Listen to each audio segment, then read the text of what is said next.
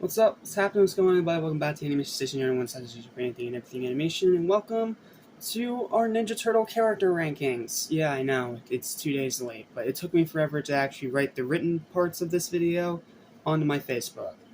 It took forever trying to describe why all of them are placed where they're placed. So, if you have any disagreements with the list, just know that it's nothing more than my opinion, and you're entitled to your own. Okay? Okay.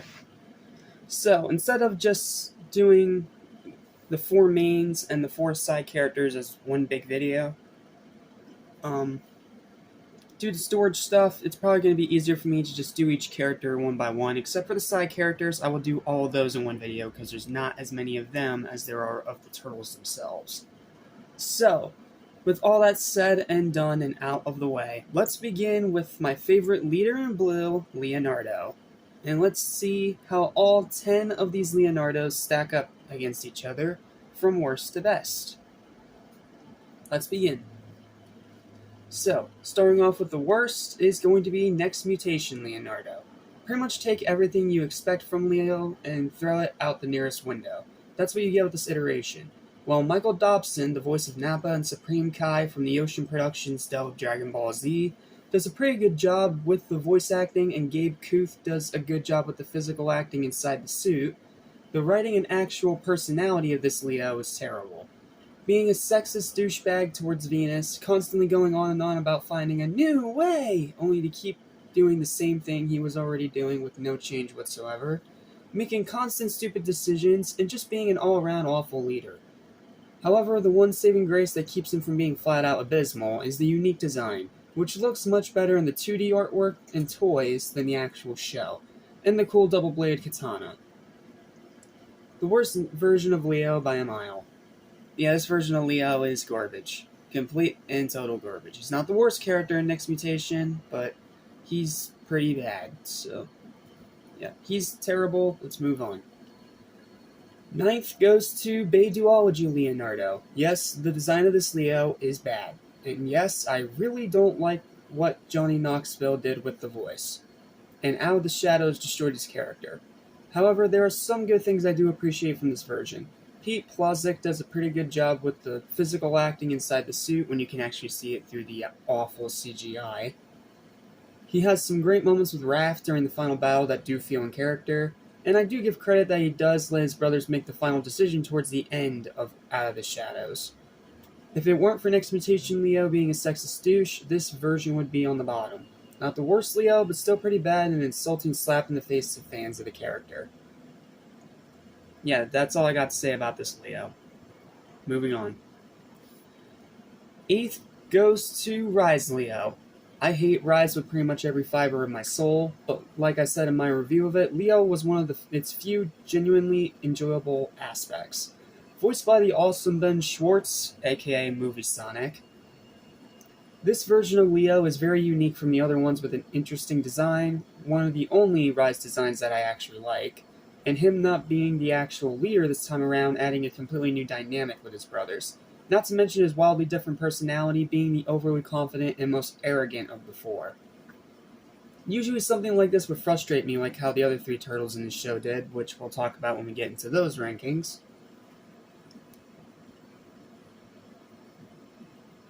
But it surprisingly works very well. Not to mention, since he's voiced by an actual real-life comedian, he manages to be incredibly funny and was the only thing in this show that actually makes me genuinely laugh out loud because of how surprisingly good his jokes are. He has a bad one every now and then, but most of the time he's actually pretty funny. Yes, he acts dumb on more than one occasion, which can get irritating, and yes, I don't like his portal powers at all, but he's by far the best part of Rise, and the one thing that I'll never hesitate to praise about it. Yes, he's far from the best Leo. He was still surprisingly good and saved the show from being any worse. Overall, though, taking into account both the pros and the cons of him, being dumb and not being the leader, he's okay. He's an okay Leo. He's not great, he's not awful, he's okay. 7th place goes to the classic, 1987 Leonardo. This is a good Leo, and deserves the credit of being the first ever on-screen interpretation of the character. But he's against stiff competition, and by today's standards, he's kinda basic.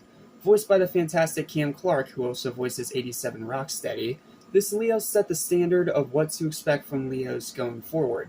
The blue bandana, the personality, the balance between serious and silly, and being the leader of the four while also constantly butting heads with Raphael over every decision. However, this Leo has one huge flaw: lack of actual character development throughout the entire series. I understand this was a Saturday morning cartoon and was more focused on selling toys rather than story or writing, whereas nowadays it's usually the other way around. But with the exception of select moments, and of course the Red Sky Saga, where they tried to give him development because they were trying to make it more like the 90s movie, and in my opinion failed, this Leo is pretty much the same all the way through the show. By no means a bad thing, and I still really like this Leo, but when compared to later versions, it just doesn't stack up. A pretty good Leo, just not a great one. Not to mention he automatically also loses points for how terrible he was in Turtles Forever. So, yep, there's that. Okay, let's keep going. Moving on to our sixth spot is going to be 2007 Leonardo. I'm more than well aware that this is mostly just my childhood nostalgia talking, since this is one of the Leos of my generation, and that putting him over 87 Leo is very controversial. But even now, despite his obvious flaws, I've always really liked this Leo. His design is pretty good, I like James Arnold Taylor's voice for him, and the concept of having him sent to exile to learn how to be a leader again after the defeat of Shredder was pretty fascinating. Not to mention his scenes with Raph are great. He gets some pretty, excuse my language here, badass moments here and there. And by the end, he reconciles with his brothers and truly becomes the leader he was meant to be. Yes, his hypocrisy with the whole Night Watcher thing is a huge character flaw, and the execution of the concept was hit or miss. But I feel like if they actually got the full trilogy like originally planned, they could have really made this version of the character special. As is, in my opinion, I think he's just good enough. Alright, now we're into our top 5, starting off with number 5, and we're going to kick it off with the 1990s movie trilogy Leonardo. While this version is very much a side character in comparison to Raphael, that doesn't change the fact that this is an excellent Leo.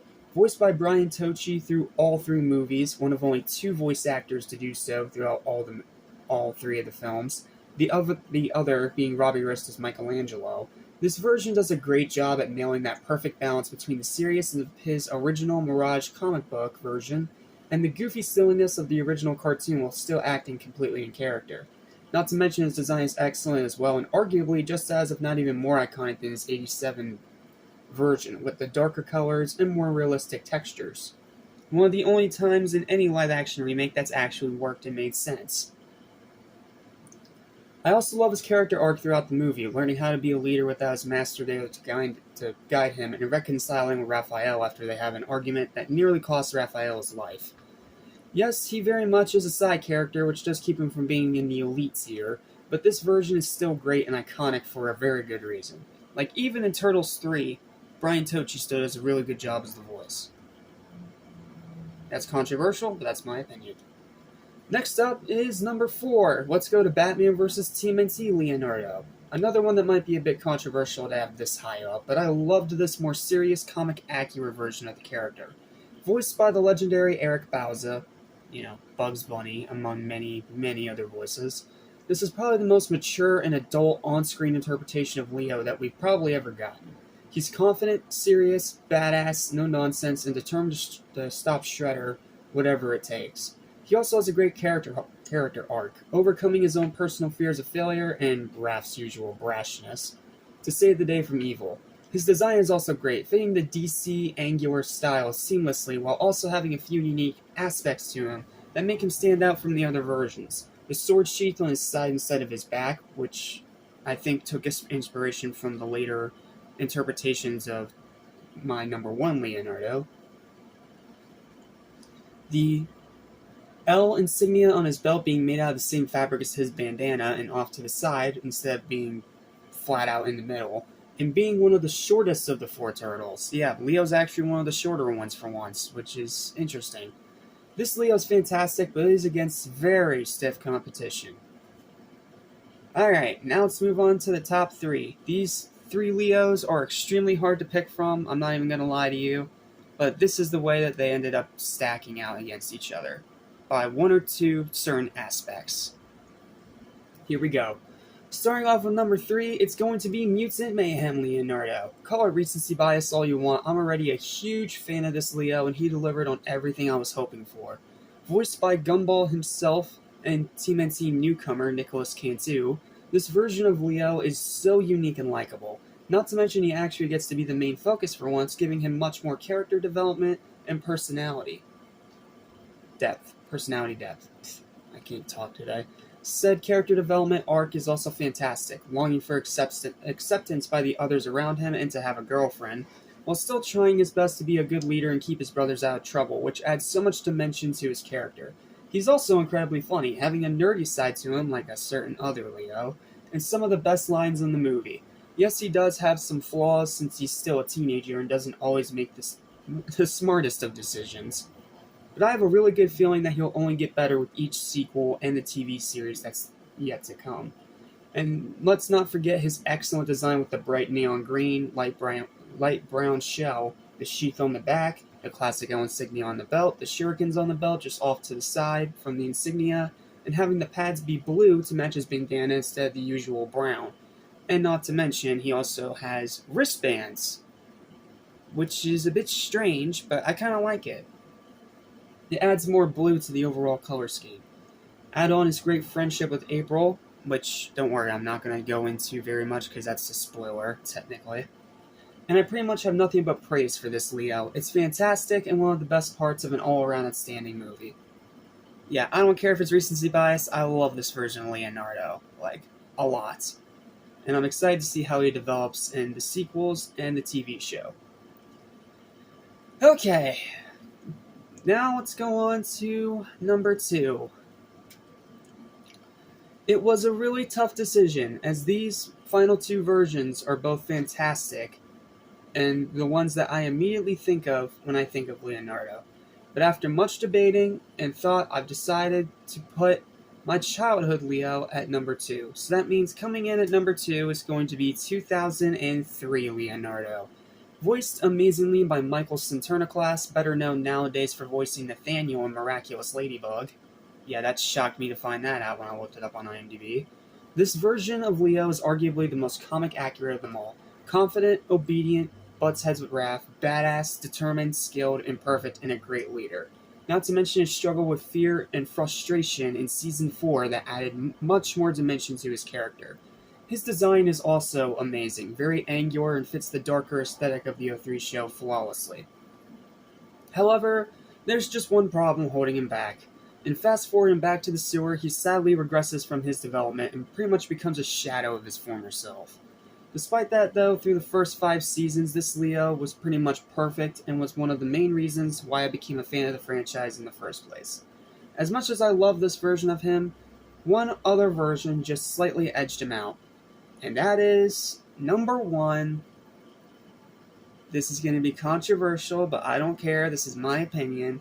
Number 1, and in my opinion, the best version of Leonardo we have gotten to date is going to be 2012 Leonardo.